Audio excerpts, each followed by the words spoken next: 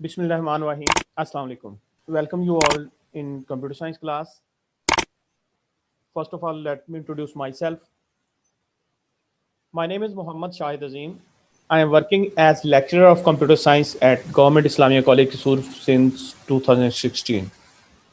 जहाँ तक कंसर्न है मेरे टेस्ट कैरियर का, क्योंकि आप लोगों को अच्छा गाइड वही कर सकता है, तैरना वही सिखा सकता है जो खुद तैरना जानता है या जो समंदर में उतरा है।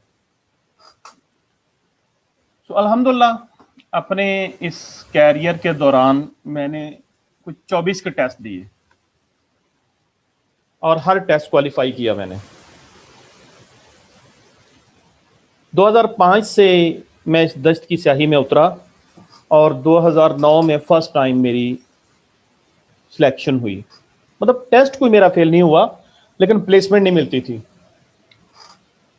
कभी इंटरव्यू के अंदर प्रॉब्लम, कभी बैन लग गया जी, हज़ारों मसले आए। तो आज तक जब मैं काउंट करता हूँ तो 25 टेस्ट मैं अब तक दे चुका हूँ डिफरेंट डिपार्टमेंट्स के, पब्लिक सर्विस कमीशन में, फेडरल पब्लिक सर्विस कमीशन में, उसके बाद NTS, CTS, मतलब कोई नहीं छोड़ा मैंने। इस सारे सफ़र के दौरान कुछ चीज़ें जो मैंने बड़े कीनली ऑब्जर्व की, डिस्कशंस भी होती थी दोस्तों के साथ, आफ्टर टेस्ट देखते थे यार टेस्ट किस तरह का आया, अपना भी पता होता था कि हम क्या करके आए हैं, दूसरे भी अपनी ओपिनियंस देते थे। तो इस सारे सफ़र के अंदर जो एक चीज़ मैंने देखी या महसूस की, आज मैं आपसे पहले वो शेयर करने जा रहा हूँ। हमारी जो एस्पायरेंट्स की कम्युनिटी ना, इनमें से अबाउट 98% लोगों का बिहेवियर क्या है? बिहेवियर ये है कि जनवरी में हमें पता चला कि अप्रैल में पोस्ट आनी है।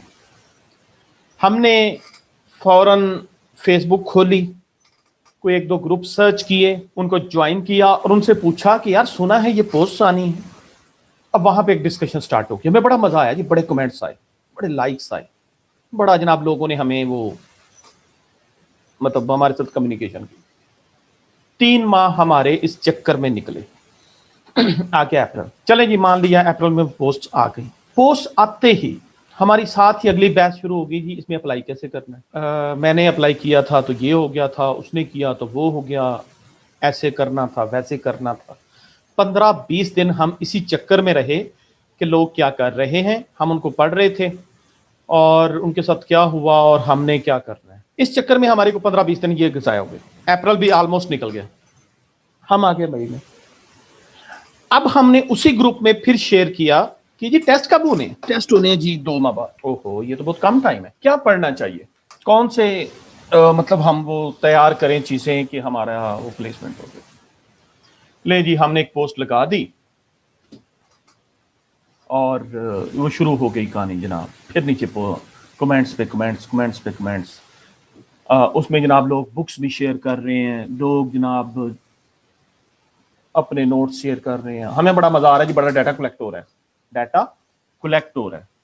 ले जी महीना इस चक्कर में निकल गया। अब हमने वो सारी बुक्स, सारे नोट जो इकट्ठे किए थे उनको कलेक्ट किया और बिकॉल अहमद शाह बुखारी पितरस के उनके नंबर ऑफ पेजेस ऐड किए, बाकी रिमेनिंग नंबर ऑफ डेज पे डिवाइड किया, तो 500 पेजेस पर डे की रेशियो आई। हमने जनाब सारा कुछ तय किया और रख दिया। और अगर थोड़ी हिम्मत की, अब फर्स्ट ऑफ ऑल तो हिम्मत हार गए होते हैं हम यहाँ पे नहीं, लेकिन अगर हिम्मत कर ली तो 2 पेजेस पढ़े, अच्छा अब बाकी कल देखेंगे, बहुत हो गया आज के लिए। तो यार 500 पेजेस की पहले रेशियो आई पड़ी है और 2 पेजेस पढ़ लिए हमने, बाकी इंशाल्लाह। दूसरे दिन फिर एक पेज खोला, बीच में को काम याद आ गया, उठे गए वो काम किया।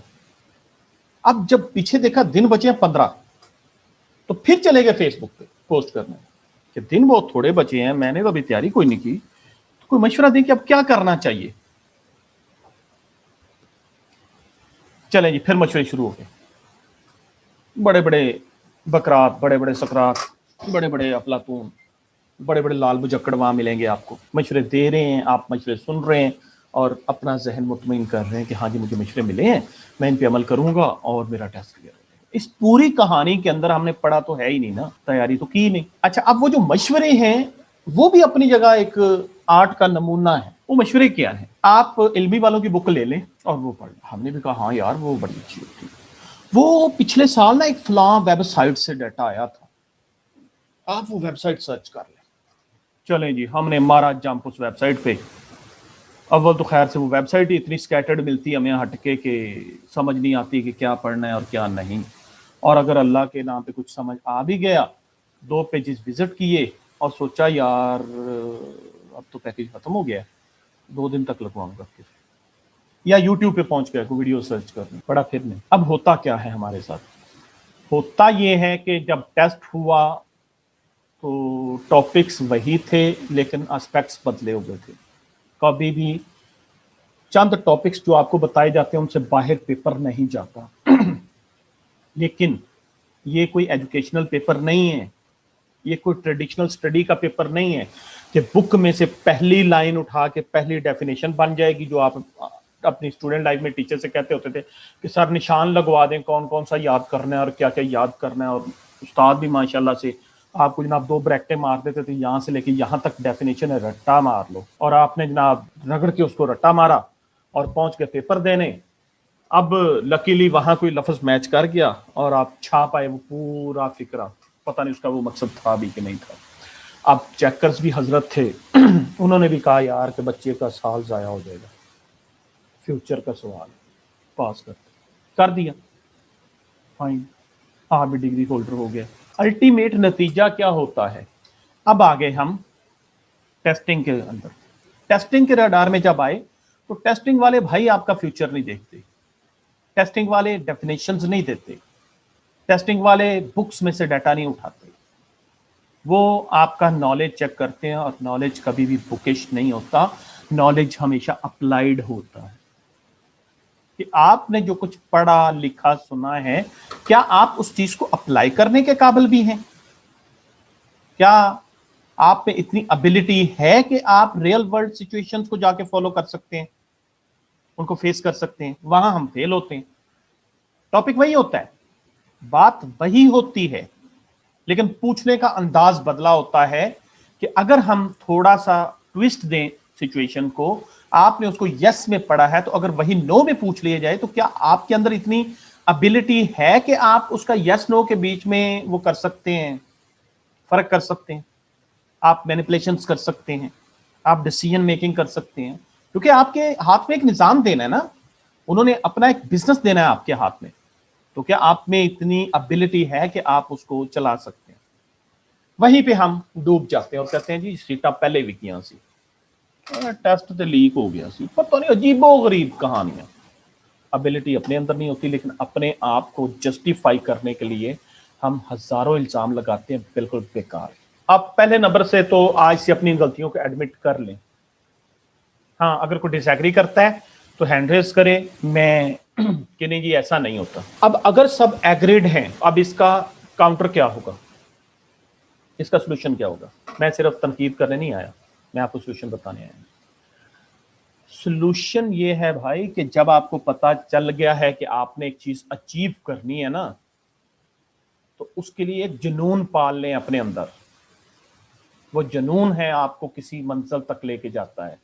मत पूछें किसी से कि वो क्या कर रहा है, ना ही किसी से ये पूछें कि क्या करना है। हर चीज आपको आपकी टेस्टिंग सर्विस बता रही है, टॉपिक्स बता रही है, उन टॉपिक्स को ग्रिप करें, किसी इल्मी डोगर कारवान से नहीं। वो टॉपिक्स रियल लाइफ में जाके देखें कि क्या है, वो अपनी ट्रेडिशनल स्टडीज के अंदर जाके देखें हैं क्या है, उनको डिफरेंट तरीकों से ट्रेवर्स करें, एक बुक में देखें, दूसरी में देखें, तीसरी में देखें, और उनको जज्ब करें, अपनी नेचर का हिस्सा बनाएं। जब आप टेस्ट में बैठे हों तो 100 नंबर का या 100 एमसीक्यूज का अगर टेस्ट है तो 35 मिनट में वो टेस्ट निकल रहा हो और आप 90 प्लस एक्वायर कर रहे हो, तो ये तब होता है जब आपकी वो चीज नेचर का हिस्सा बनी हो। लेकिन जब आप बुक्स को पढ़ के गए होते हैं रटा मार के, तो होता यह है कि उन्होंने लफ्ज बदल दिए होते हैं, बात वही होती है। अब आप चूंकि लफ्ज मैच नहीं हो रहे होते तो आपका जो कंप्यूटर पीछे से स्टार्ट नहीं हो रहा होता, आप बैठे होते हैं वहां पे लावा लावा की लावा। इस चीज से बचना है करने को। मैं यहां ये कर सकता था कि मैं किसी भी वेबसाइट से या किसी भी बुक से 2-4 हज़ार एमसीक्यूज उठाता, आप लोगों को वो पढ़ाता, आप लोग बड़े मुतमईन से जाते, लेकिन मैंने ऐसा नहीं किया। मैंने इसके लिए पूरा एक मॉड्यूल डिज़ाइन किया, बाकायदा अपने कुछ नोट्स जनरेट किए और आपको कुछ फ्यूचर गाइडलाइंस दी कि आपने आगे इनको कैसे लेके चलना है। ये सिर्फ गाइडलाइंस है बेसिकली, फर्दर स्टडीज आप लोगों ने इसके ऊपर करनी है। मैं जो बात कर रहा हूँ वो हरफ आखर नहीं है, लेकिन मैं इंशाल्लाह इतना कर जाऊंगा, आपको प्रॉब्लम नहीं होगा फर्दर स्टडीज के अंदर। सिर्फ आपने उसके कंपैरिजंस देखने हैं, तो थोड़ी सी अगर कोशिश करेंगे ना तो इंशाल्लाह वो चीज़ जज्ब होती जाएगी आपके नेचर के अंदर, और जब वो एब्सॉर्ब कर लेंगे ना आप अपनी नेचर के अंदर, तब आपको किसी भी टेस्ट के अंदर ना तो किसी से पूछने की जरूरत होगी कि क्या पढ़ना है, और ना ही कहीं बैठ के आपको सोचना पड़ेगा कि ये चीज़ कहाँ से आ गई है, किस जनाब वो आ गई है ना ही आपको मतलब वहां बैठ के कोई गैर मुल्की इमदाद की जरूरत होगी। तो चलें जी, आज का हम काम स्टार्ट करते हैं। इस मॉड्यूल को हमने 6 हिस्सों में डिवाइड किया है। तो पहला हिस्सा था बेसिक्स ऑफ कंप्यूटर, दूसरा हिस्सा है कंप्यूटर कम्युनिकेशन, और तीसरा है कंप्यूटर आर्किटेक्चर। अच्छा, चौथा हिस्सा है हमारा, चौथा पांचवा हिस्सा जो है वो है प्रैक्टिकल का, जिसमें हम MS Word, Excel, PowerPoint को देखेंगे, और छठा हिस्सा जो होगा वो होगा हमारा मतलब रिविजन्स का, रिकैप्स का। उसके अंदर हम ये सारी चीज़ें रिवाइज करेंगे अपनी। तो आज हम पहला हिस्सा स्टार्ट करने जा रहे हैं, बेसिक्स ऑफ कंप्यूटर। कंप्यूटर के साथ जब भी हम बात करते हैं ना, सबसे पहली जो कहानी या सबसे पहला जो तस्वर होता है वो होता है कि कंप्यूटर है क्या। Computer is an electronic machine that can be programmed accept data as input, process it into useful information and show results to the user as output। ये चंद एक बातें जो है ना बड़ी अहम है। सबसे पहली बात, इलेक्ट्रॉनिक मशीन, ये चीज जरा जहन में रखें। कैन बी प्रोग्राम्ड, ये दूसरी अहम बात। एक्सेप्ट डाटा एज इनपुट, अगली। Process it into useful information, show result to the user as output.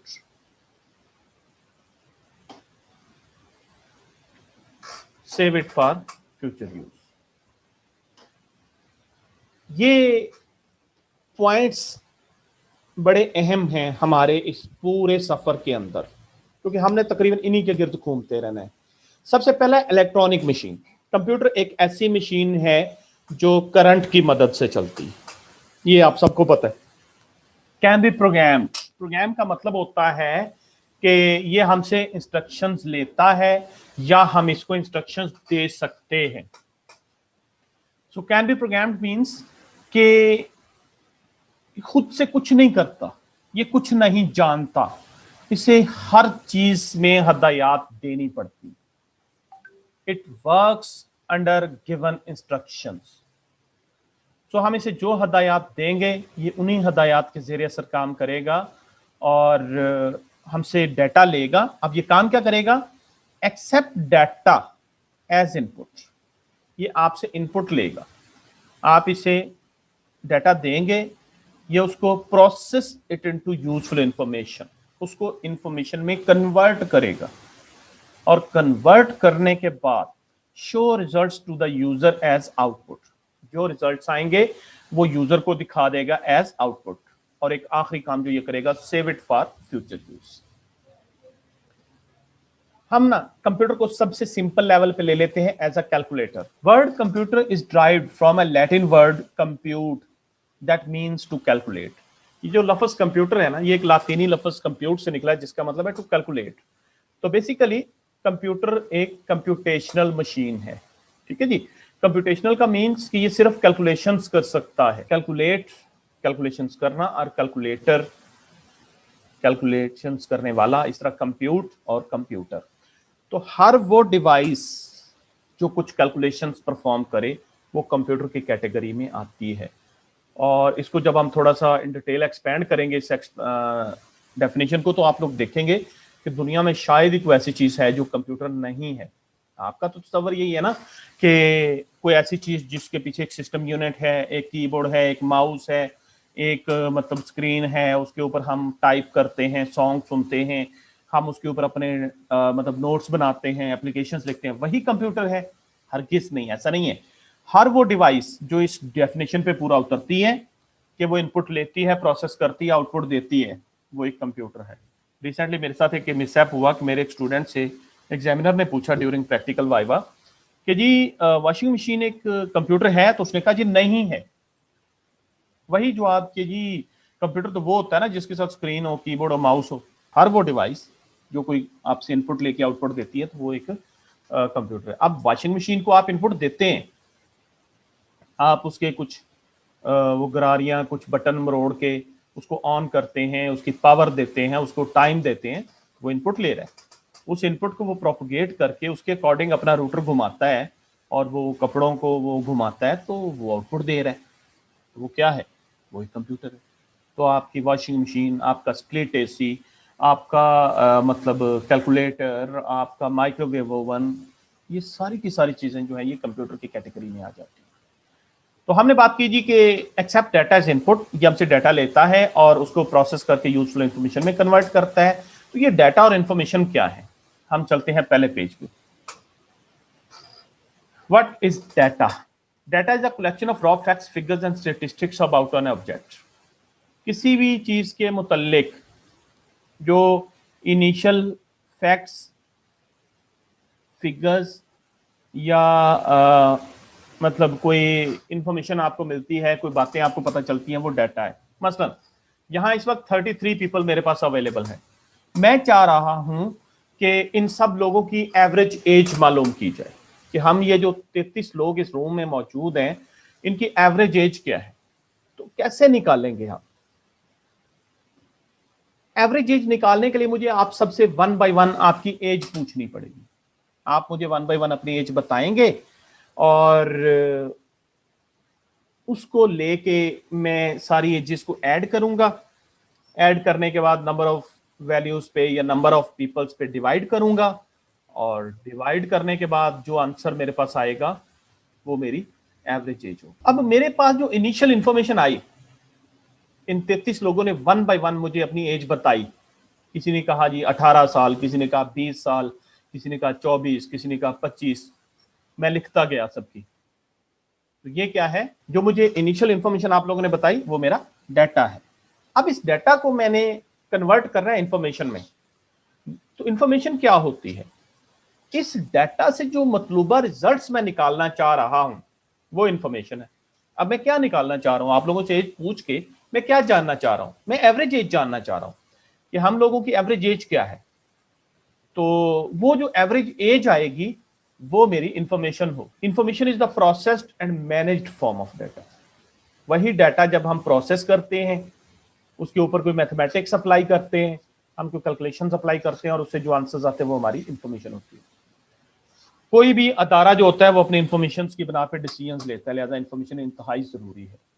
तो इस सारी कहानी के अंदर अब हमारे पास फ्लो क्या बनता है? डाटा होता है। उस डाटा को हम क्या करते हैं? हम देते हैं किसी प्रोसेसिंग सिस्टम को।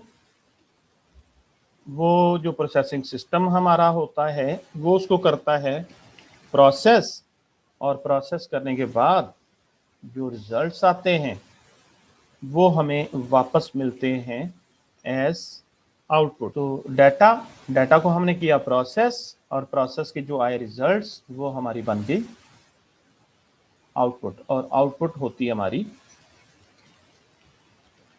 इंफॉर्मेशन। मसलन डाटा मेरे पास आया था, आप लोग की एजेस आई थी 25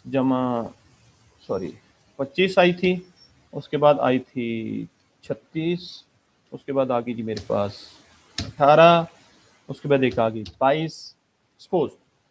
तो मैंने क्या किया, ये सारी एजेस मैंने पुट की प्रोसेसिंग को, और प्रोसेसिंग ने क्या किया, इन सबको पहले किया ऐड। मेरा जो प्रोसेसिंग का मैकेनिज्म था उसने इन सबको ऐड किया, और ऐड करने के बाद जो भी आंसर्स आए उनको डिवाइड किया 4 पे, 91 और 4। तो आंसर क्या आया जी?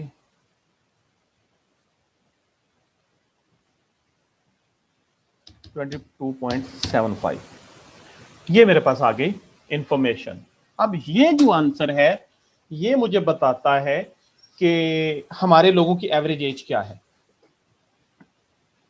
इस क्लास में इस वक्त जो लोग मौजूद हैं उनकी एवरेज एज क्या है, इसकी बिना पे मैंने कोई डिसीजन लेना है या कुछ करना है। तो गवर्नमेंट जो है, ये जो आपने सेंसस देखा है पिछले दिनों में, मरदमशुमारी देखी है 1 साल पहले या 2 साल पहले, वो बेसिकली इसी मकसद के लिए होती है, क्योंकि उसके अंदर से हमने सारा डाटा अपना एक्सट्रैक्ट करके कंट्री वाइड, तो हमने देखना होता है कि हमारे पास जो लोग हैं वो एज वाइज किस एरिया में बिलोंग करते हैं, ताकि उनके लिए स्कूल्स का या उनके लिए मतलब वो अरेंज किया जाए, यूनिवर्सिटीज़ का अरेंज किया जाए, किस चीज़ की हमें ज़्यादा ज़रूरत है इस वक्त। तो डाटा जो होता है ये बल्क में होता है, लेकिन इंफॉर्मेशन जो होती है वो कंसाइज होती है। तो उस बल्क डाटा को कंसाइज इंफॉर्मेशन में कन्वर्ट करने के लिए हमने उसके ऊपर कुछ मैथमेटिकल ऑपरेशंस किए। ये चीज़ हमारी कहलाती है प्रोसेसिंग। तो डाटा प्रोसेसिंग क्या होती है? The process of applying different mathematical और logical operations on data is called data processing. अब प्रोसेसिंग के दौरान हम दो तरह के ऑपरेशन जो हैं वो परफॉर्म करते हैं, एक मैथमेटिकल ऑपरेशंस और दूसरे होते हैं लॉजिकल ऑपरेशंस। मैथमेटिकल में प्लस माइनस मल्टीप्लाई डिवाइड, और लॉजिकल ऑपरेशंस में greater than less than equal to not equal to. अब ये एक सीरीज ऑफ एक्शंस होती है जो हमें अपने डाटा के ऊपर अप्लाई करनी पड़ती है। मसलन अभी हमने देखा कि हमने दो एक्शंस जो हैं वो अप्लाई किए हैं, एक एडिशन का और एक डिवीजन का। अगर इन दोनों को एक तरतीब से करेंगे तो कोई यूजफुल काम होगा, और अगर हम अपनी तरतीब को मेंटेन नहीं करेंगे तो हमारा काम जो है यूजफुल नहीं होगा। मसलन मैं पहले ऐड कर रहा हूँ फिर डिवाइड कर रहा हूँ, लेकिन अगर मैं पहले डिवाइड करके बाद में ऐड करूँ तो कोई सेंस बनती है नहीं, बेकार हो जाएगी सारी प्रैक्टिस। तो हमने अपना सीक्वेंस मेंटेन करना होता है। कंप्यूटर जो होते हैं वो बेसिकली इसी मकसद के लिए इस्तेमाल किए जाते हैं, इसलिए कंप्यूटर को इलेक्ट्रॉनिक डाटा प्रोसेसिंग मशीन या ईडीपी मशीन भी कहा जाता है। ये भी एमसीक्यूज में पूछा जाता है, नोट कर लीजिए। अब डाटा प्रोसेसिंग के दौरान एक्टिविटीज कौन कौन सी होती हैं, डाटा प्रोसेसिंग के दौरान क्या करते हैं या क्या क्या कर सकते हैं हम, ये दूसरे लफ्जों में हम देख रहे हैं सिर्फ कंप्यूटर के पर्सपेक्टिव से कि कंप्यूटर क्या क्या करता है या क्या कर सकता है। 3 मेन एक्टिविटीज होती हैं, डाटा कैप्चरिंग, डाटा मैनिपुलेशन और मैनेजिंग आउटपुट रिजल्ट्स। सबसे पहली activity data capturing. Data capturing का मतलब क्या है? डाटा को रिकॉर्ड करना। मतलब अब वो डाटा जो है जो हमने प्रोसेस करना है वो पहले डेफिनेटली कहीं ना कहीं से गेट करना पड़ेगा। मसलन हमने अभी एक जो एग्जांपल ली थी एवरेज एज वाली, तो एवरेज एज करने के लिए मुझे आप लोगों की एजेस चाहिए, तो मैं आप लोगों से 1 बाय 1 पूछूंगा और आप लोग मुझे एज बताएंगे, और मैं उसको कहीं रिकॉर्ड करूंगा, उसको पेपर पे लिख लूं या मैं उसको किसी एक्सेल शीट में लिख लूं या एक कैलकुलेटर के अंदर लिखता जाऊं, मैं लिखूंगा। ये होती है data capturing. The process of gathering data from various sources recording in some documents is called data capturing. कि हम डिफरेंट सोर्सेज से डाटा लेते हैं और उनको अपने डॉक्यूमेंट्स के अंदर रिकॉर्ड कर लेते हैं, ये हमारा डाटा कैप्चरिंग कहलाती है। अच्छा, डाटा कैप्चरिंग के बाद दूसरा स्टेप होता है हमारा डाटा मैनिपुलेशन। डाटा मैनिपुलेशन क्या होता है? The process of applying different operations on data is called data manipulation. इसके अंदर डिफरेंट ऑपरेशंस हो सकते हैं। मतलब सबसे पहले क्लासिफिकेशन। क्लासिफिकेशन होता है डाटा को ग्रुप्स में डिवाइड करना, डाटा को ग्रुप्स में अरेंज करना। So process of arranging data into different groups. मतलब ये जो मैंने एज निकालनी है ना, ये मैंने मेल फीमेल अलग अलग निकालनी है। आप लोगों ने मुझे एज लिखवाई, अब मैं ये करता हूं कि मेल्स की एजेस अलग कर देता हूं, फीमेल्स की अलग कर देता हूं। ये मैं क्या कर रहा हूं? मैं क्लासिफिकेशन कर रहा हूं, एज वाइज करूं, जेंडर वाइज करूं, आपके पोस्ट अप्लाइड वाइज करूं। मतलब मैं कहता हूं जी तहसीलदार वाले अलग मुझे एज बताएं, नायब तहसीलदार वाले अलग बताएं, कांस्टेबल वाले अलग बताएं। तो मतलब हम किसी पैरामीटर की बना पे हम अपने डाटा को डिफरेंट ग्रुप्स में डिवाइड कर रहे हैं, ये होता है डाटा क्लासिफिकेशन। दूसरे नंबर होती है डाटा कैलकुलेशन। अब उसके ऊपर डेफिनेटली हमने कोई आंसर निकालना है तो उसके लिए कुछ ना कुछ मैनिपुलेशंस, कुछ ना कुछ कैलकुलेशंस आपको करनी पड़ेंगी।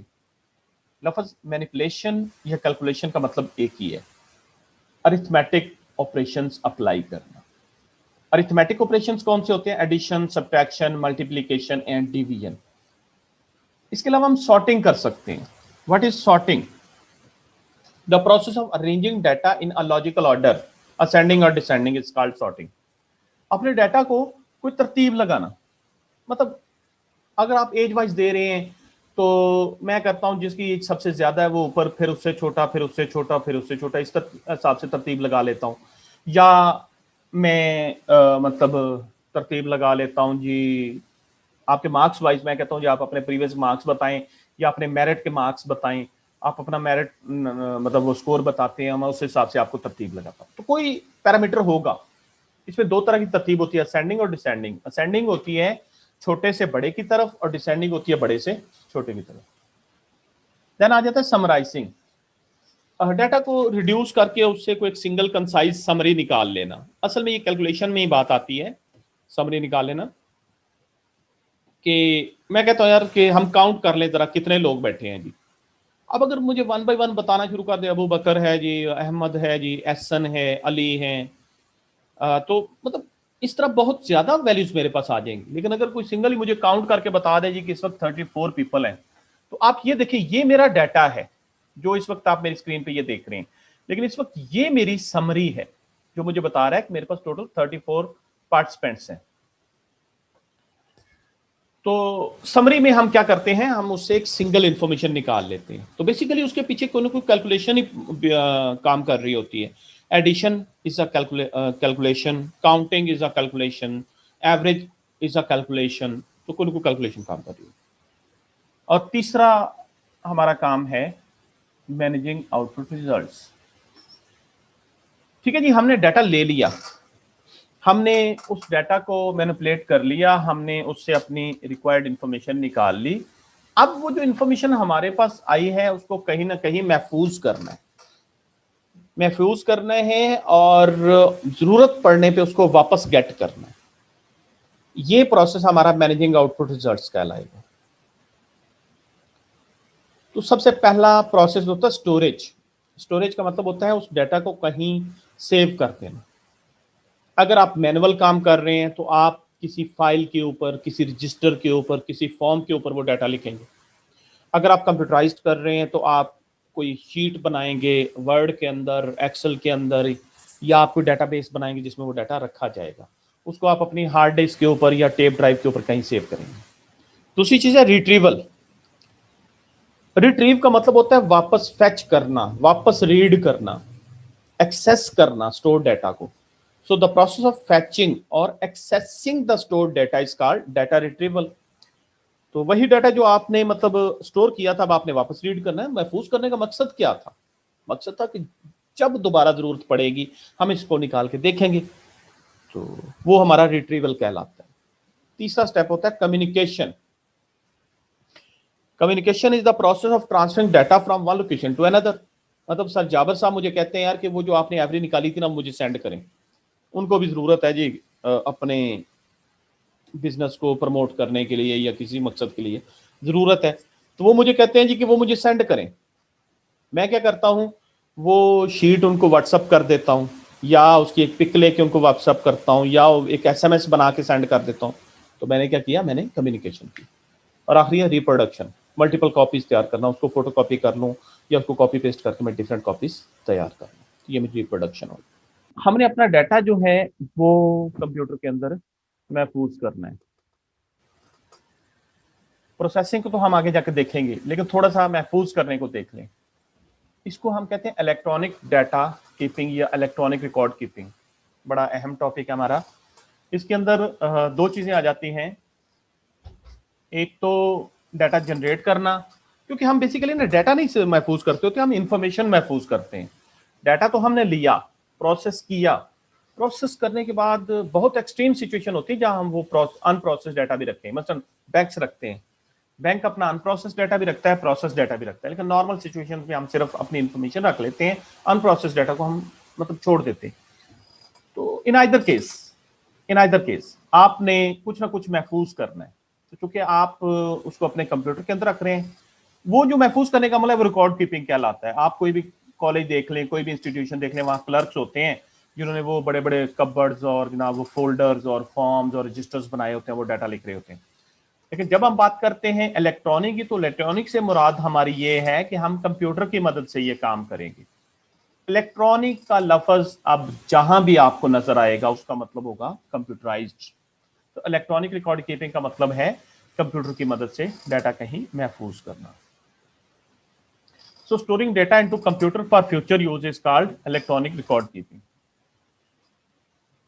इसके लिए दो अप्रोचेस इस्तेमाल होती हैं, एक ट्रेडिशनल फाइल मैनेजमेंट सिस्टम और एक होती है database management system. Traditional file management system में क्या होता है कि आप कोई एक सॉफ्टवेयर बनवाते हैं, उसके पीछे कोई एक आम ऑर्डिनरी फाइल लगी होती है, टेक्स्ट फाइल हो सकती है या वर्ड, एक्सेल, पावर पॉइंट की कोई फाइल हो सकती है। तो कोई फाइल लगी हुई है जिसके अंदर डाटा आपका जा रहा है, कोई एक सिंगल सी फाइल आपने लगाई है जिसके अंदर आपका सारा डाटा महफूज हो रहा है। तो उस फाइल को, उस निज़ाम को हम कहते हैं ट्रेडिशनल फाइल मैनेजमेंट सिस्टम। जबकि दूसरा था database management system. Database management system में एक बड़ी स्पेशलाइज्ड फाइल लगाई जाती है।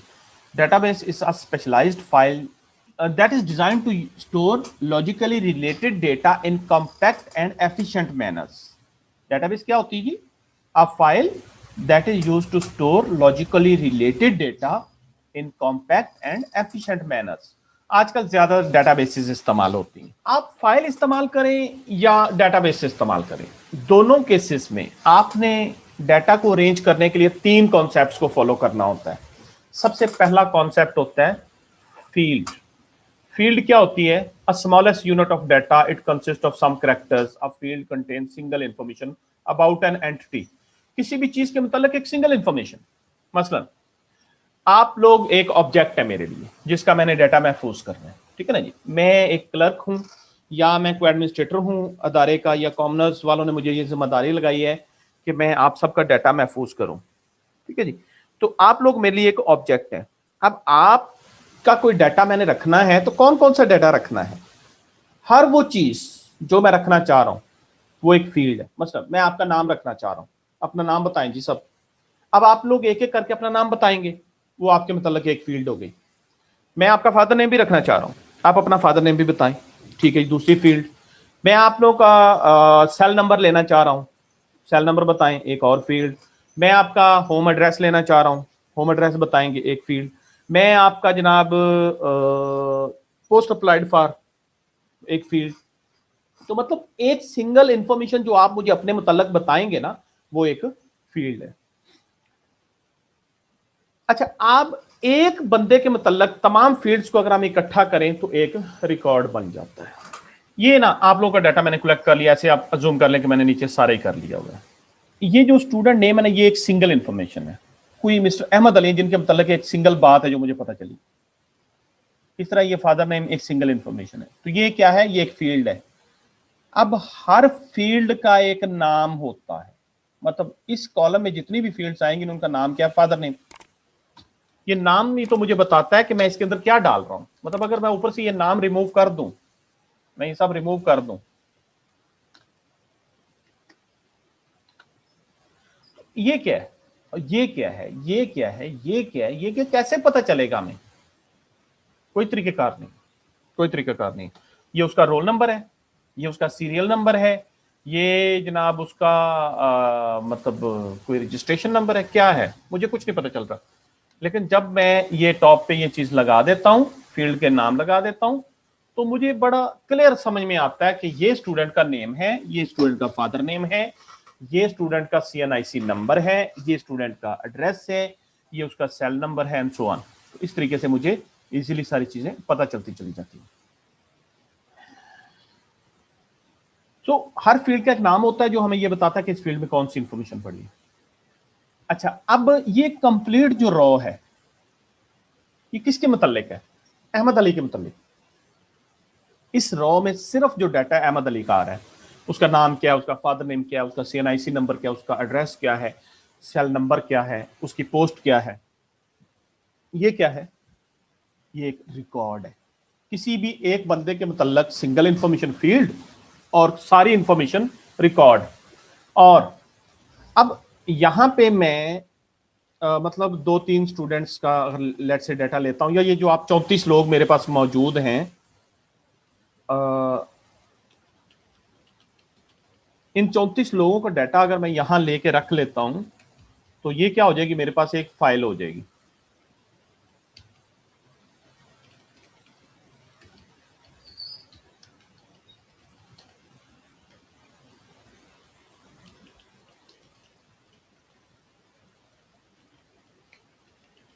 ठीक है जी, तो ये मेरे पास एक फाइल हो गई।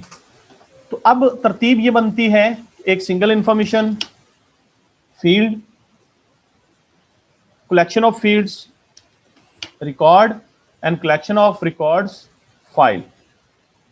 किसी भी चीज के मतलब एक सिंगल इंफॉर्मेशन उसकी एक फील्ड कहलाती है। collection of all related fields is called record and collection of all records is called a file। अच्छा, आप मतलब किसी कॉलेज में जाते हैं या किसी भी इंस्टीट्यूट में जाते हैं, वो आपको एक फॉर्म देते हैं, आप अपना फॉर्म फिल करते हैं। अब फॉर्म के ऊपर डिफरेंट फील्ड्स होती हैं, हर फील्ड में आप अपना जो रिक्वायर्ड डाटा होता है वो एंटर करते हैं। अच्छा, वो सारा डाटा एक पेज के ऊपर जब इकट्ठा हो जाता है तो वो आपका रिकॉर्ड बन जाता है। उन रिकॉर्ड्स को वो पकड़ के एक फोल्डर में लगा लेते हैं तो वो आपकी फाइल बन जाती है। अच्छा जी, हमने बात की थी कंप्यूटर की, कंप्यूटर हम डिस्कस कर चुके। अब हम आगे जा रहे हैं कंपोनेंट्स ऑफ कंप्यूटर पे। हमने अब उसकी वर्किंग तो देख ली कि उसने 5 मेन काम करने हैं। एक कंप्यूटर ने 5 मेन काम करने होते हैं: इनपुट, प्रोसेसिंग, आउटपुट, स्टोरेज और कम्युनिकेशन। और अगर आप मुझे कहें ना कंप्यूटर को डिफाइन करने के लिए, तो इन 5 चीजों से मैं उसे डिफाइन करूंगा। Computer is a device that takes input, process it into useful information, show outputs, store for future use and also communicate from one place to another. और हमने पीछे जो प्रोसेसिंग को बड़ी डिटेल से देखा है, उसमें यही तो देखा हमने। डाटा कैप्चर करेंगे, इनपुट; डाटा प्रोसेस करेंगे, आउटपुट; डाटा स्टोर करेंगे, स्टोरेज; डाटा रिट्रीव करेंगे, आउटपुट; और उसके बाद डाटा कम्युनिकेट करेंगे, कम्युनिकेशन। तो 5 चीजें हैं जो कंप्यूटर ने करनी है जी।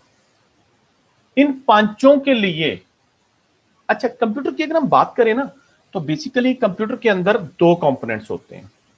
There are 2 major components of computer, one hardware और 2 सॉफ्टवेयर। हार्डवेयर क्या होते हैं? The physical components of computer, जिनको हम छू सकते हैं, देख सकते हैं, टच कर सकते हैं। कंप्यूटर के ऐसे तमाम components which can be seen and touch are called hardware। A set of instructions given to computer are called software। तो कंप्यूटर को जो हदायत आप देते हैं वो सॉफ्टवेयर में, मतलब हर वो चीज जिसको आप छू नहीं सकते ना, जो कंप्यूटर के अंदर एग्जिस्ट तो करती है लेकिन आप उसे टच नहीं कर सकते, वो सॉफ्टवेयर है। तो उसमें आपका डाटा, आपकी इंस्ट्रक्शंस, आपकी कमांड्स, ये सब कुछ आ जाता है। अच्छा, हार्डवेयर जो है, इसके आगे फर्दर 5 मेन कंपोनेंट्स होते हैं हार्डवेयर के। So a computer hardware may consist of following components: input devices, output devices, system unit, storage devices, communication devices. तो सबसे पहले हम बात करेंगे इनपुट या इनपुट डिवाइसेस की। इनपुट क्या है जी? The process of entering data and instructions into computer is called input. हमने जब अभी बात की थी और हमने एक कैलकुलेटर खोला था और हमने उसको 2 फिगर्स दिए थे और उसे ऐड करवाया था, हमने उसे 2 चीजें दी थी: ऑपरेटर्स एंड ऑपरेंड्स। ऑपरेटर्स क्या होते हैं? वो इंस्ट्रक्शंस जो हम काम करने के लिए कंप्यूटर को देते हैं, क्योंकि उसे तो नहीं पता ना हम क्या चाह रहे हैं। मैं अगर उसे 2 फिगर्स लिख के दे दूं, 25 और 50, अब उसे क्या पता मैं क्या करवाना चाहता हूं, तो मुझे उसे यह भी बताना होगा कि भाई मैं इन्हें ऐड करवाना चाहता हूं, तो उसके लिए मैं बीच में प्लस का साइन दूंगा। तो वो जो 25 और 50 हैं वो ऑपरेंड्स हैं, और जो प्लस का साइन मैंने दिया वो ऑपरेटर है। तो ऑपरेंड्स देना या ऑपरेटर देना, कंप्यूटर को आपने जो कुछ भी देना है वो क्या है? वो इनपुट है। तो process of entering data and instructions into computer is called input. वो जो 25 और 50 दे रहे हैं वो डाटा प्लस और इक्वल टू इंस्ट्रक्शंस, तो कलेक्टिवली होगी इनपुट। इसके लिए जो डिवाइसेस इस्तेमाल होती हैं वो इनपुट डिवाइसेस कहलाती हैं। इनपुट के लिए जो डिवाइसेस इस्तेमाल होती हैं वो इनपुट डिवाइसेस कहलाती हैं। So the physical components that are used to enter data into computer are called input devices. Input devices take real life data from user and convert it into digital form. अच्छा जी, अब एक चीज को आप समझ लें, कंप्यूटर के साथ जब हम काम करते हैं ना, तो कंप्यूटर एक इलेक्ट्रॉनिक मशीन है। इलेक्ट्रॉनिक मशीन, ये बात मैंने ऊपर कही थी आपसे कि बस जरा सहन में रखिएगा, बात घूम घूम के आएगी आपके सामने। तो पहली दफा आ रही है कि ये कंप्यूटर एक इलेक्ट्रॉनिक मशीन है। अब इलेक्ट्रॉनिक मशीन होने का मतलब ये है कि ये सिर्फ करंट की मदद से काम करती है। अब इसने जो भी काम करना है ना, वो करंट से करना है। और करंट की दो डिस्टिंग्विशेबल स्टेट्स होती हैं। करंट आप दो तरीकों से डिफाइन कर सकते हैं, करंट प्रेजेंट और current absent. Computer electronic machine है, हर चीज को ये करंट की शक्ल में मतलब वो मैनिपुलेट करेगी। और करंट की दो डिस्टिंग्विशेबल स्टेट्स हैं, करंट ऑन, करंट ऑफ। हर चीज को ये करंट ऑन और करंट ऑफ में लेता है। तो आप इसे कोई नंबर दें, ये उसको करंट ऑन ऑफ में कन्वर्ट करेगा। आप इसे कोई तस्वीर दें, ये उसे करंट ऑन ऑफ में कन्वर्ट करेगा। हर चीज को इसने करंट की शक्ल में अरेंज करना है।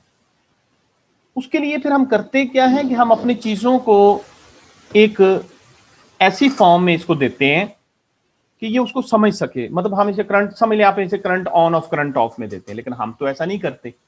बीइंग अ पर्सन, हम लोग तो इंग्लिश टाइप कर रहे हैं, उर्दू टाइप कर रहे हैं, नंबर लिख रहे हैं, उसके बाद हम जनाब तस्वीर बना के इसको दे रहे हैं, हम ऑडियो दे रहे हैं, वीडियो दे रहे हैं। 5 तरह का डाटा होता है ना जो हम देते हैं। डाटा 5 तरह का होता है। टेक्स्ट डाटा, चलिए हम कहते हैं इनपुट आप 5 तरीकों से दे सकते हैं। टेक्स्ट में, न्यूमेरिक्स में, नंबर्स में, उसके बाद ऑडियो में, वीडियो में और इमेजेस में। इससे छठी कोई टाइप नहीं आप मुझे बता सकते। ये कोई छठी तरह का भी डाटा होता है। ये 5 तरह का डाटा होता है जो आप अपने कंप्यूटर को इनपुट करते हैं। अब इन 5 तरह का डाटा एंटर करने के लिए, अब ये 5 डाटा की शेप भी अलग है, फॉर्मेट भी अलग है और इनका काम करने का तरीकाकार भी अलग है। लेकिन कंप्यूटर जो है इनको नहीं समझता, वो तो सिर्फ अपने करंट को समझता है। उसने हर चीज को एग्जैक्टली करंट में ही कन्वर्ट करना है। तो होता क्या है कि ये जो इनपुट डिवाइसेस होती है ना, ये आपसे डाटा लेती हैं और उसको ये कन्वर्ट करती हैं करंट के अंदर, करंट ऑन करंट ऑफ। तो उसके लिए फिर ये करते क्या है कि आप इन्हें जो भी डाटा देंगे ना, उसके लिए ये उसको पहले कन्वर्ट कर लेते हैं वंस और जीरोस में, और देन उसको 1 जीरोस को 1 के अगेंस्ट करंट ऑन और जीरोस के अगेंस्ट करंट ऑफ। वो वंस और जीरोस को हम कहते हैं मशीन फॉर्म या डिजिटल फॉर्म। इसलिए हम कहते हैं कि कंप्यूटर डिजिटल डिवाइस है, क्योंकि हर चीज को ये वंस और जीरोस में कन्वर्ट करती है। तो अगर हम लेट्स सपोज उसे एक लफ्ज दें असद, कि जी ये जो असद है ये आप सेव कर लो, तो वो उसको कैसे करेगा? कुछ इस तरह की वो एक स्ट्रीम बनाएगा। ये जरूरी नहीं कि यही बनेगी, ये गलत है वैसे, क्योंकि मैंने तो एम बना दिए बैठे बैठे, लेकिन वो एक खास रूल्स के तहत इस तरह की स्ट्रिंग बनाता है वंस और जीरोस की। इसको हम कहते हैं डिजिटल डाटा, डिजिट्स की शक्ल में डाटा। लफ्ज असद को उसने इस फॉर्म में कन्वर्ट कर दिया। अगर मैं उसे एक तस्वीर दूंगा, या ये जो मैंने लेट्स सपोज ये जो मैंने लिखा है, ये जो चीज मैंने लिखी है, एक डैश लगाई है, आगे एक एरो लगाया है, कंप्यूटर बेसिकली इसको भी वंस और जीरोस में कन्वर्ट कर रहा है। दिखा नहीं रहा मुझे, बैकएंड पे कहीं ये काम हो रहा है, लेकिन हो रहा है। ईच एंड एवरीथिंग जो है वो किस फॉर्म में होती है? वो डिजिटल फॉर्म में होती है। इस डिजिटल फॉर्म को आगे कन्वर्ट किया जाता है करंट की फॉर्म में। हम बात कर रहे थे कि जी हमारे पास डाटा 5 तरह का है, text, numerics, audios, videos and images. तो इसी लिहाज से 5 तरह की डिवाइसेस हैं जो इनपुट के लिए इस्तेमाल होंगी। टेक्स्ट और न्यूमेरिक्स के लिए तो कीबोर्ड होता है हमारे पास, जब रिटर्न डाटा हमने देना होता है। ऑडियो के लिए माइक्रोफोन, वीडियो के लिए कैमकॉर्डर्स, कैमरास, डिजिटल कैमरास होते हैं, और इमेजेस के लिए भी DSLR या डिजिटल कैमरास अवेलेबल हैं जिनसे हम इनपुट देते हैं। अब हम देखते हैं जी कि कौन कौन से डिवाइसेस अवेलेबल हैं और किस किस मकसद के लिए वो इस्तेमाल होते हैं। अच्छा जी, जीरोज और वंस की हम बात कर रहे थे कि कंप्यूटर जो है इसने डाटा ऑन ऑफ में रखना होता है। तो ऑन ऑफ करने के लिए ना, इसको डाटा फिर ABCD में नहीं चाहिए, तो उसको डाटा इस फॉर्मेट में चाहिए होता है कि वो उसको इजीली ऑन और ऑफ में कन्वर्ट कर सके। तो फिर हमारी जो इनपुट डिवाइसेस होती है ना, उसको डाटा कन्वर्ट कर देती है वंस और जीरोस में। इसको हम कहते हैं एनकोडिंग, डाटा एनकोडिंग। हम अगर ABC लिखे ना, इनपुट डिवाइस जो है उसको एनकोड करती है 1 जीरोस में। इसलिए एनकोडिंग स्कीम्स हम तीसरे चैप्टर में जाके पढ़ेंगे। हम बोल रहे हैं तो मेरा कंप्यूटर का जो माइक है ना वो एनकोडिंग कर रहा है इसको वंस और जीरोस में, और आगे जो कन्वर्टर्स हैं वो उसको वंस और जीरोस के अगेंस्ट करंट बनाई जा रहे हैं। इसी तरह अगर आप एक तस्वीर बना के देते हैं ना तो वो एनकोडिंग करते हैं उसकी वंस और जीरोस के अंदर। वो इसी चैप्टर में हम देख लेंगे आगे जाके। इनपुट डिवाइसेस में सबसे पहली डिवाइस जो हम देखेंगे या देखने जा रहे हैं दैट इज कीबोर्ड। कीबोर्ड क्या होता है जी? कीबोर्ड एक बोर्ड है जिसके ऊपर कुछ बटन्स लगे होते। ठीक है जी, ये हमारे सामने एक बोर्ड है जिसके ऊपर डिफरेंट ये बटन्स लगे हुए हैं। इन बटन के डिफरेंट जो हैं वो मकासद हैं और डिफरेंट ये पैरामीटर्स के अंदर यूज़ होते हैं डिफरेंट कामों के लिए। तो ये वाला जो बोर्ड है ये हमारा कीबोर्ड कहलाता है। अच्छा जी, ये देख लें आप। अब जो कीबोर्ड होता है किस मकसद के लिए इस्तेमाल होता है जी? To enter text and numeric data. आप ये उसका हमने मेन पैड निकाल लिया है, स्क्रीन के ऊपर आप देखें। It is used to enter text and numeric data. इसके ऊपर ये नंबर ऑफ कीज कितनी होती हैं? जो एक स्टैंडर्ड कीबोर्ड होता है ना उसमें 101 से लेके 105 तक कीज होती हैं। तो ये अक्सर आपको इसी तरह रेंज में पूछा जाता है। इसको मतलब वो आपसे अलग नहीं पूछते कि 101 है या 102 है या 103 है। इन्हीं में से वो रेंज के अंदर पूछेंगे, या अगर वो होगा तो फिर इनमें से कोई ना कोई एक वैल्यू होगी। मतलब वो कहते हैं जी 100, 90, 95, 101, 102, इस तरह करके ना कोई एक वैल्यू भी दे सकते हैं। तो अगर इन पांचों वैल्यूज में से 101, 102, 103, 104, 105 में से एक होगी या ये रेंज होगी तो जो भी है आप उसको मतलब वो ओके करेंगे। अच्छा जी, हर कीबोर्ड का एक लेआउट होता है, कीज की तरतीब। अब आप ये चीज देखें कि ये जो बटन्स हैं ये किसी तरतीब से नहीं लगे हुए, आउट ऑफ ऑर्डर लगे हुए हैं। अब इस तरतीब को हमने कोई नाम देना होता है, उसको हम कहते हैं इसका लेआउट। हर कीबोर्ड का एक लेआउट होता है, और लेआउट क्या होता है? इसके ऊपर ये बटनों की तरतीब। अब ये बटनों की तरतीब कैसे हम इसको नाम देते हैं? अब आप ये देखें, ये जो पहली रो है ना, ये QWERTY, ये हमारी होम रो कहलाती है। ये जो पैड है ये हमारा मेन पैड है, और उसके ऊपर ये जो रो है ये होम रो है। होम रो के पहले 6 कैरेक्टर्स, मतलब ये होम रो Q से शुरू होती है तो QWERTY, ये मिलके हमारा लेआउट का नाम बनाते हैं, QWERTY। इसी तरह एक और लेआउट है हमारे पास DEVOC। उसमें मतलब ये तरतीब कुछ उस हिसाब से होती है, DEVORK के हिसाब से। यहाँ पे ये दो बड़े मशहूर लेआउट्स हैं, QWERTY और DEVOC। इसके ऊपर मतलब ये बटन्स डिफरेंट तरीकों से काम करते हैं। तो इसकी हम जरा थोड़ी सी बटन्स की तरतीब देख लेते हैं। सबसे पहले इसके ऊपर होती है फंक्शन कीज। इस इमेज के ऊपर आप देखें, ये टॉप पे F1 से लेके F12 तक ये 12 कीज होती हैं। ये हमारी फंक्शन कीज कहलाती हैं। तो इनकी रेंज होती है F1 से लेके F12 तक। ये डिफरेंट फंक्शंस परफॉर्म करती हैं। मसलन F1 जो होती है वो हेल्प के लिए होती है, F2 एडिट के लिए होती है, F3 मतलब सम सॉफ्टवेयर में इस्तेमाल होती है, लेकिन F4 जो होती है ये Alt F4 एक बड़ा मशहूर और मारूफ कॉम्बिनेशन है विंडोज बंद करने के लिए। उसके बाद F5 जो होती है रिफ्रेश के लिए होती है। अच्छा, फंक्शन कीज के बाद इसका होता है मेन पैड। मेन पैड के ऊपर क्या होता है जी? हमारे दो तरह की होती है, एक तो numeric and special character keys. ये ऊपर वाली जो रो है उसमें एक तो न्यूमेरिक कीज आ रही हैं 1 2 3 4 अप टू 0। इसके अलावा उसके ऊपर स्पेशल करैक्टर्स भी हैं, सिंबल्स भी हैं, @ हैश, डॉलर, % आ रही। और दूसरा है अल्फाबेटिक कीज। नीचे आप देखें कि A से लेकर Z तक सारे के सारे अल्फाबेट्स आपको मिलेंगे। तो मेन पैड जो होता है हमारा ये अल्फान्यूमेरिक पैड भी कहलाता है क्योंकि इसमें न्यूमेरिक्स भी हैं और अल्फाबेटिक्स भी हैं। इसके अलावा ये कुछ कंट्रोल कीज भी हैं, इनको मॉडिफायर कीज भी कहते हैं। आगे कहीं इनको डिटेल से डिस्कस कर लेंगे। उसके बाद आ जाता है हमारा होम पैड। होम पैड क्या होता है? ये वाला जो पैड है,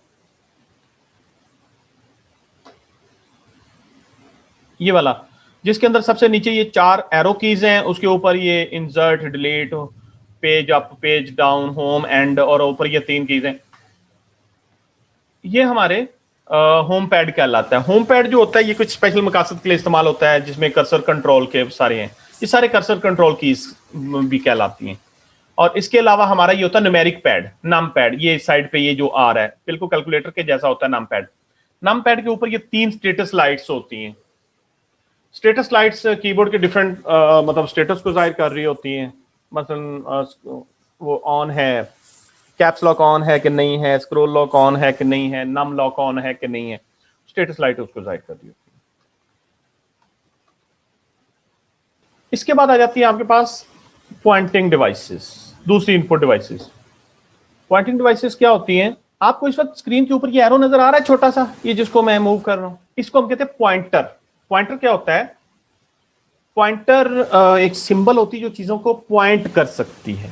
और पॉइंटिंग डिवाइसेस वो डिवाइसेस होती हैं जो इस पॉइंटर की पोजीशन को कंट्रोल करने के लिए इस्तेमाल होती हैं। It's not like a pencil, ये छोटा सा एरो है, ये जो मैं इस साइड पे ये पेज 5 के नीचे ये लेके फिर रहा हूं क्यों मैं, इस एरो को कहते हैं पॉइंटर।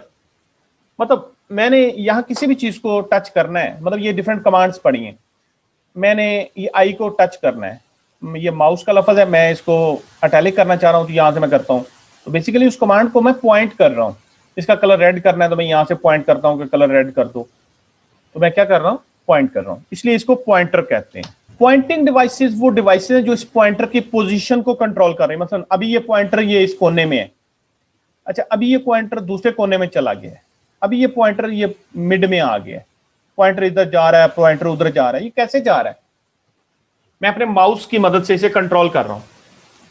तो हर वो डिवाइस जो इस एरो को कंट्रोल करेगी वो पॉइंटिंग डिवाइस कहलाएगी। इसमें सबसे पहली जो पॉइंटिंग डिवाइस है दैट इज माउस। माउस क्या होता है जी? माउस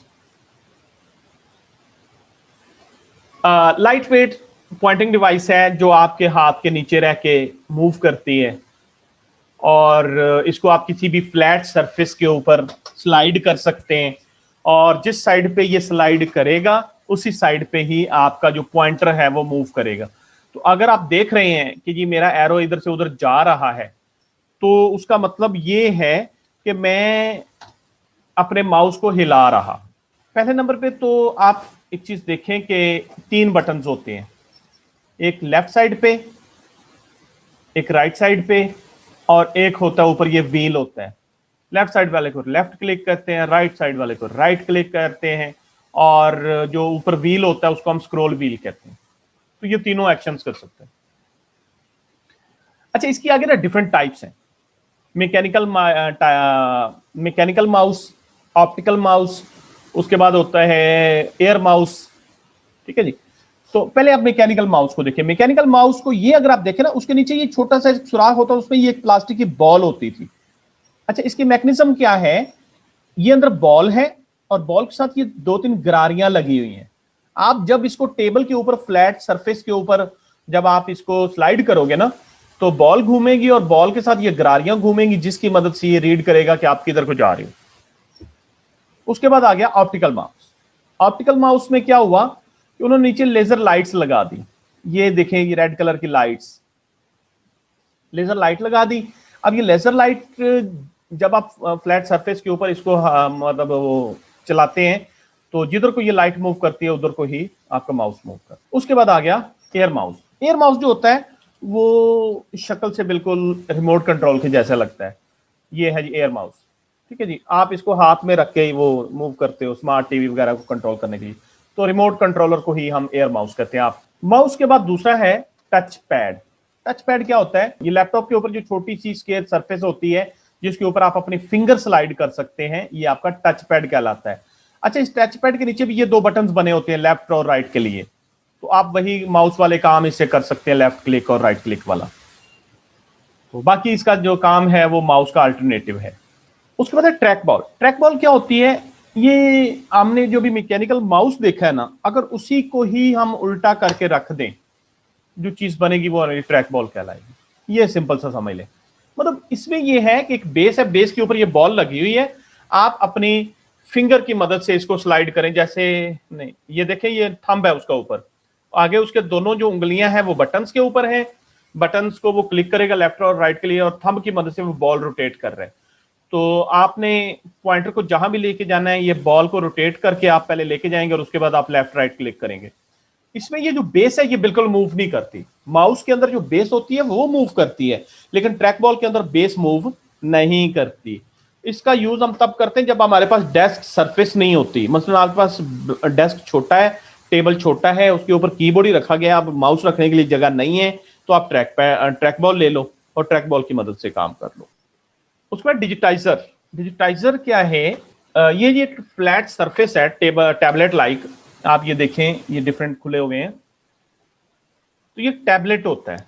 ग्राफिक्स टैबलेट भी इसको कहते हैं, डिजिटाइजर भी कहते हैं, ग्राफिक्स टैबलेट भी कहते हैं। स्केच आर्टिस्ट, इंजीनियर्स वगैरह इसको इस्तेमाल करते हैं अपने स्केचेस बनाने के लिए, या मतलब वो बनाने के लिए कोई आर्किटेक्चरल डायग्राम आपने बनानी है। मतलब सम टाइम होता है कि जी आप कोई ऐसा डिजाइन बनाना चाह रहे हैं जो कंप्यूटर सॉफ्टवेयर नहीं बनाना अलाउ करते, तो वो क्या करते हैं कि वो डिजिटाइजर को इस्तेमाल कर लेते हैं। इसके ऊपर ये पेन लाइक एक डिवाइस इस्तेमाल हो रही है, स्टिक। ये अक्सर वो नोट मोबाइल्स में भी आई थी। ये छोटी सी पेन लाइक स्टिक होती है जिसकी मदद से आप चीजें ड्रॉ करते हैं। इसको हम कहते हैं स्टाइलस। तो स्टाइलस एक पेन लाइक डिवाइस है जिसके आगे रबर की टिप होती है। उस रबर की टिप से आप इस टच सेंसिटिव डिवाइस के ऊपर काम करते हैं, तो आपका मतलब जो है वो जो भी आप ड्राइंग करेंगे स्क्रीन के ऊपर, वो आपके सिस्टम के अंदर हो रही होगी। इसी तरह मसलन ये कुछ इस तरह काम करती है, मैं अभी आपको दिखाता हूं।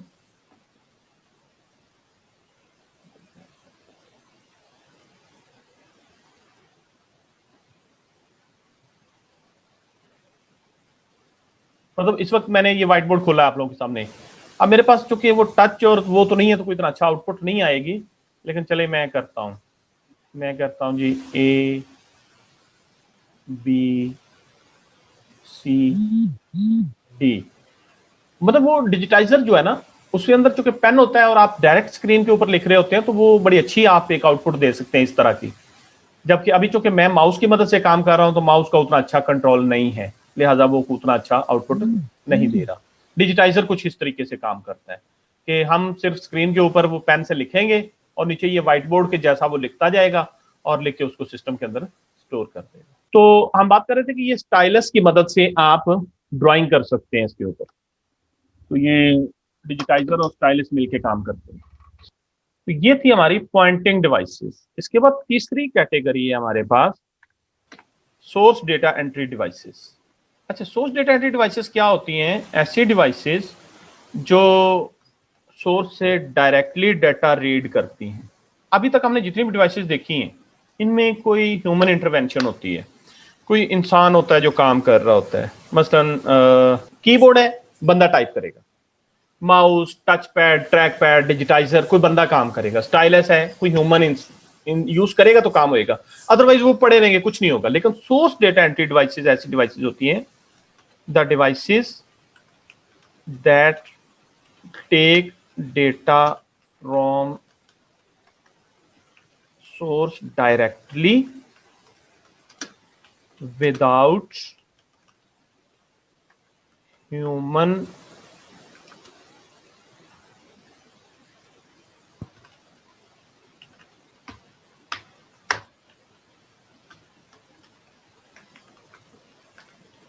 इंटरवेंशन।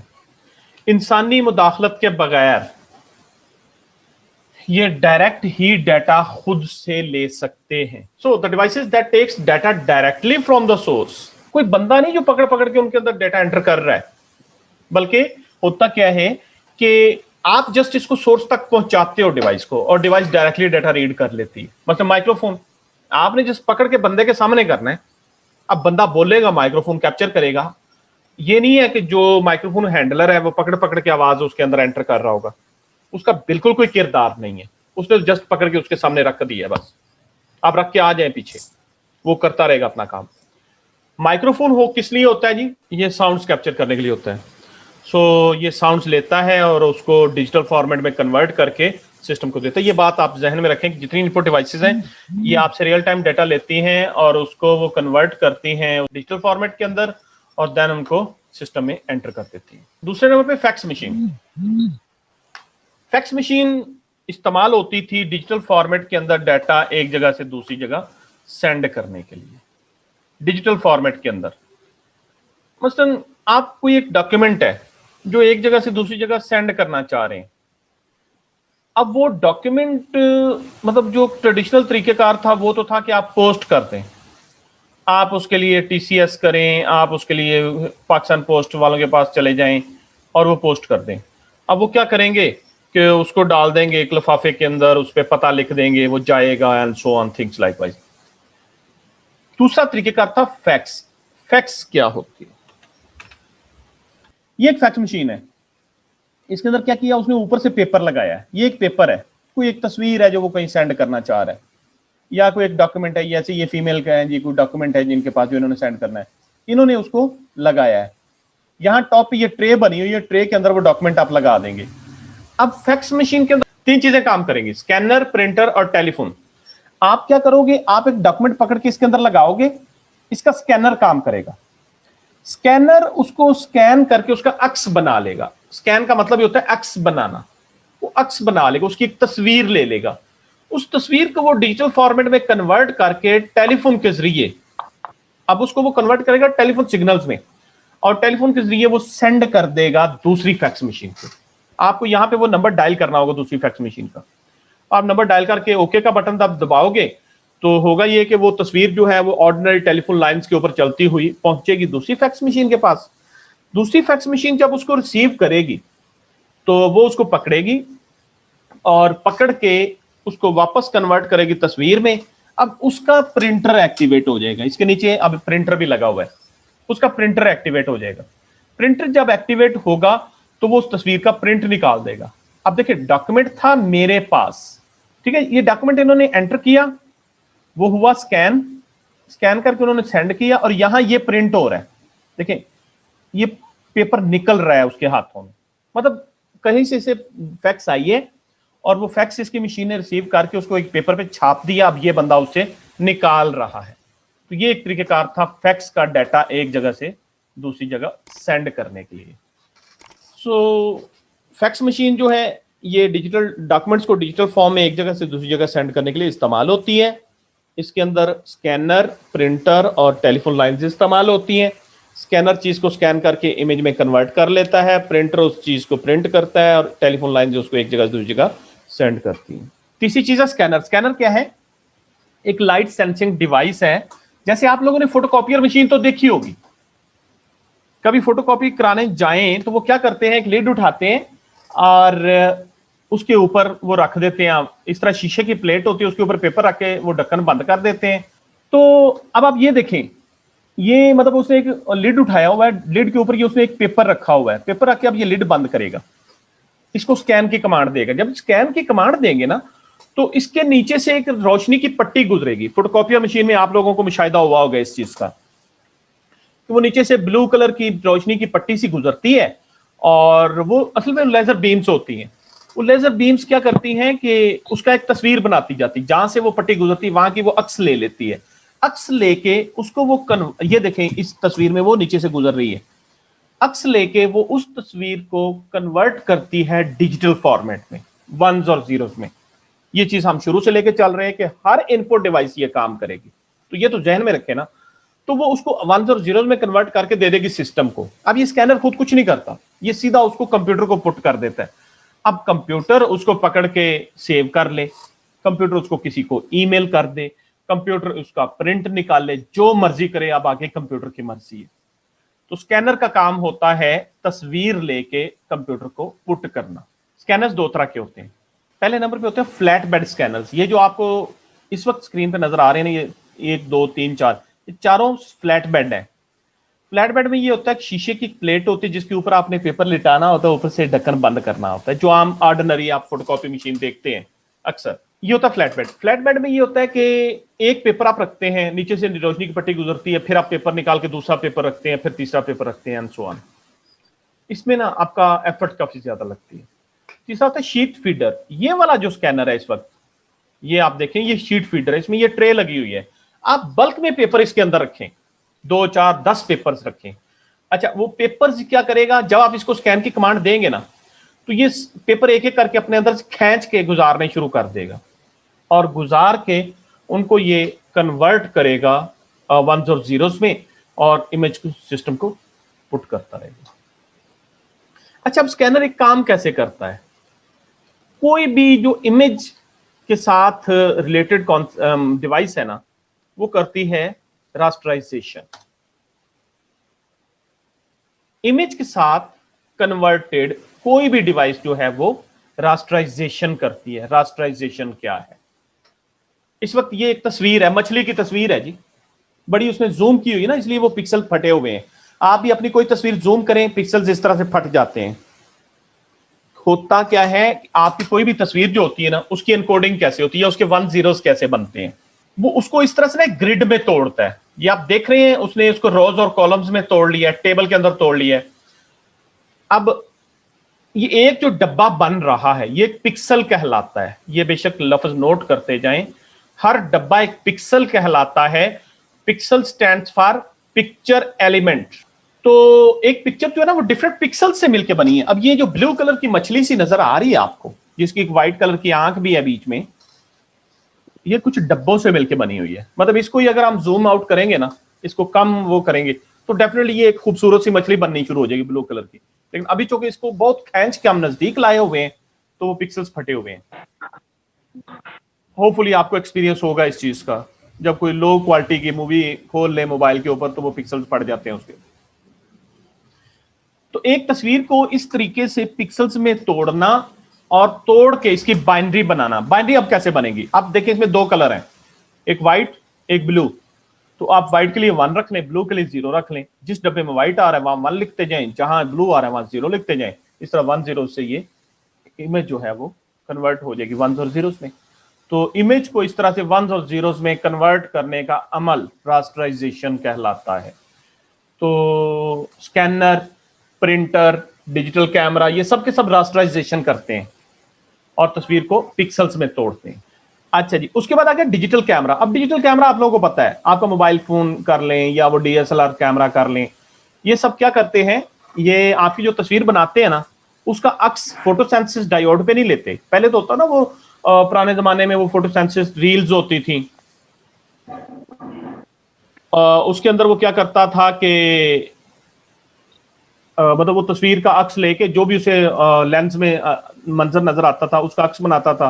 वो एक ब्लूप्रिंट के ऊपर, उस ब्लूप्रिंट को फिर डेवलप करना पड़ता होता था, और डेवलप करके फिर आप उसको प्रिंटिंग करते थे, तस्वीर आती थी। लेकिन अब क्या होता है, हम तस्वीर बनाते हैं वो सीधी स्क्रीन पे आ जाती है। क्यों? क्योंकि आज का जो कैमरा है ना, वो उसका वो अक्स नहीं लेता, वो उसको फौरन रास्टराइज करता है। रास्टराइज करके उसको पिक्सल्स बनाता है, पिक्सल्स बना के उसको वो अपनी मेमोरी के अंदर रखता जाता है। अब हमारी जो मेमोरी है वो भी सेल्स है, जो हमारी पीछे हार्ड डिस्क या सीडी रोम या वो लगा हुआ है फ्लैश मेमोरी या मेमोरी कार्ड है, वो क्या है, वो सिंपल से मतलब सेल्स हैं।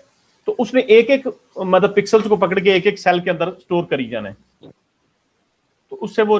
अच्छा, उसके बाद हमारी स्क्रीन भी डिजिटल है, तो मेमोरी से वो 1 0 उठा के एज इट इज स्क्रीन पे फेंक दिए जाएंगे, जिससे वो तस्वीर फौरन स्क्रीन पे भी नजर आ जाती है।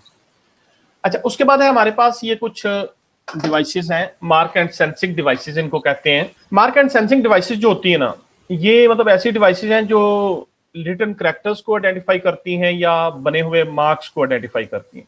जिसमें सबसे पहली डिवाइस है MICR, मैग्नेटिक इंक कैरेक्टर रिकग्नाइजर। इसको बैंक्स वगैरह इस्तेमाल करते हैं।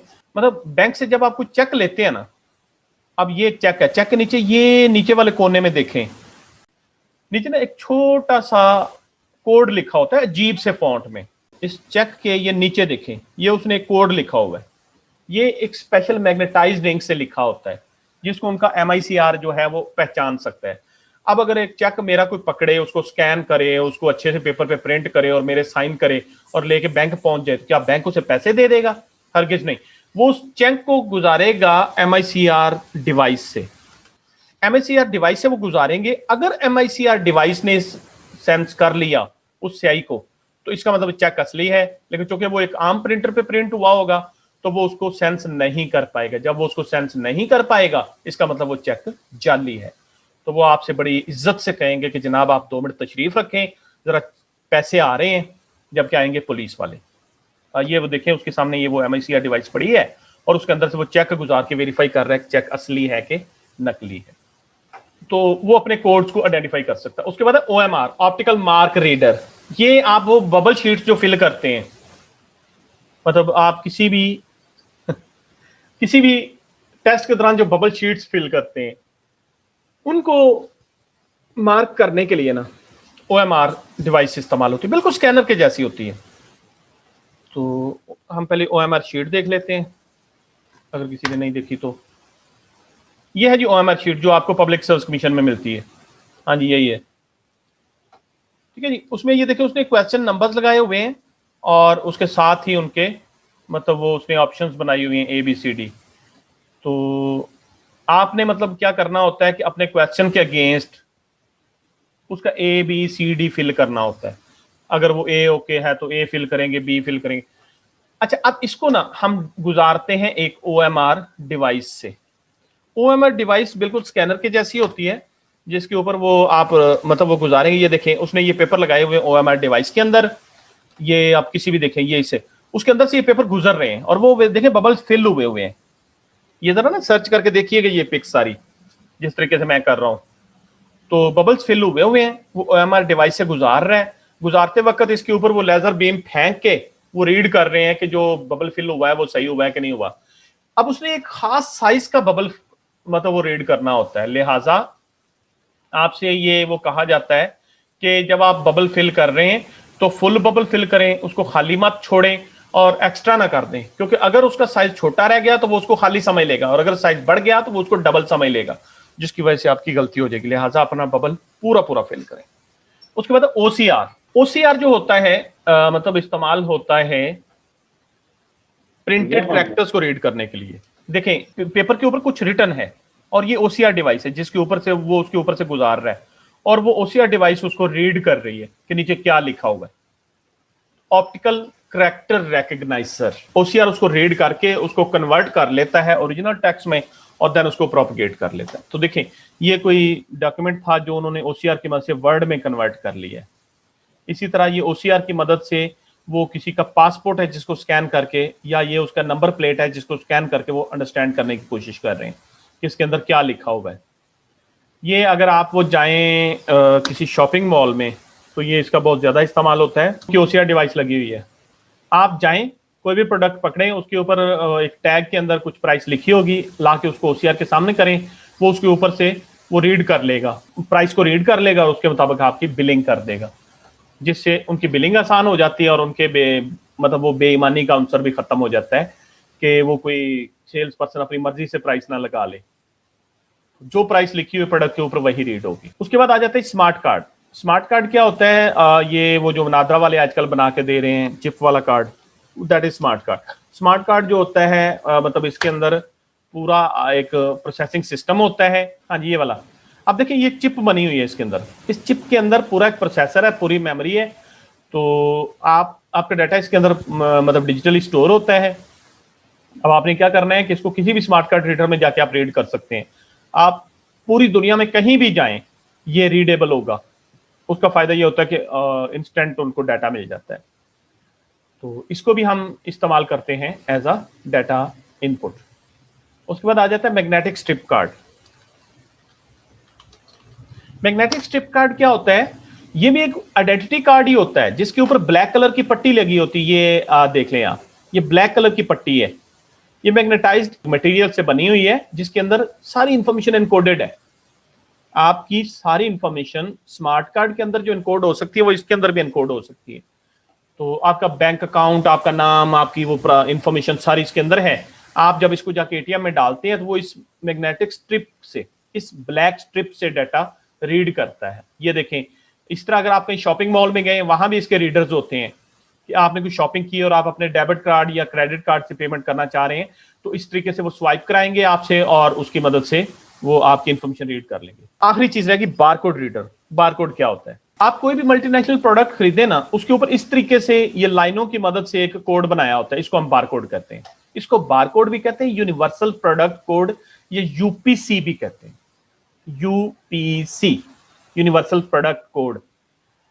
इसके अंदर आपकी प्रोडक्ट का नेम, प्रोडक्ट की प्राइस, प्रोडक्ट का मैन्युफैक्चरर, उसके डिफरेंट इंफॉर्मेशन है जो इन लाइंस की मदद से बनाई गई है। इनकी मोटाई, इनका डिस्टेंस, ये सब कुछ मिलके एक चीज को डिपिक्ट कर रहे हैं। आप गोरमे बेकरी पे जाएं, उनसे कुछ चीज खरीदें जाके, उनकी वो जो छोटी सी डिवाइस होती है, गोल सी पड़ी होती है उनके पास, वो प्रोडक्ट उसके सामने करते हैं और उसकी मदद से वो रीड कर लेते हैं, आपकी वो बिलिंग करते हैं। वो है हमारा barcode reader. UPC stand for universal product code. Universal product code जो होता है, ये डिफरेंट प्रोडक्ट्स को आइडेंटिफाई किया जा सकता है, तो बिलिंग वगैरह के लिए इसका बड़ा वाइडली यूज होता है।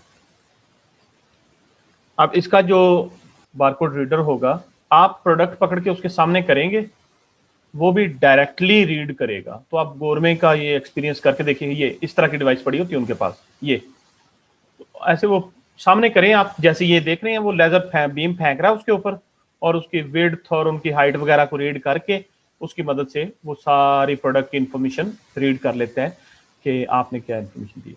अच्छा, इसी का ना आजकल एक नया वर्जन चल रहा है, that is QR code. Barcode का ही नेक्स्ट वर्जन है QR code. It stand for quick response code. Quick response code ये बारकोड का ही नेक्स्ट वर्जन है, लेकिन इसमें बार्स नहीं होते, छोटे छोटे डब्बे से बनाए होते, डॉट्स लगाए होते, ये वाले।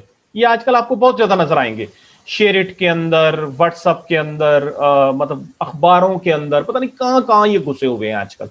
आजकल चीजें ज्यादातर क्यूआर कोड के ऊपर मैनिपुलेट की जा रही है। तो क्यूआर कोड की मदद से भी आप अपना इंफॉर्मेशन दे सकते हैं। अब ये डब्बों की मदद से और डॉट्स की मदद से वो सारी इंफॉर्मेशन है जो आपने बारकोड की मदद से देखी थी। किसी भी प्रोडक्ट के मतलब तमाम इंफॉर्मेशन यहाँ पे अवेलेबल। चलिए ठीक है जी, मिलते हैं इंशाल्लाह नेक्स्ट सेशन में। तब तक के लिए अल्लाह हाफिज।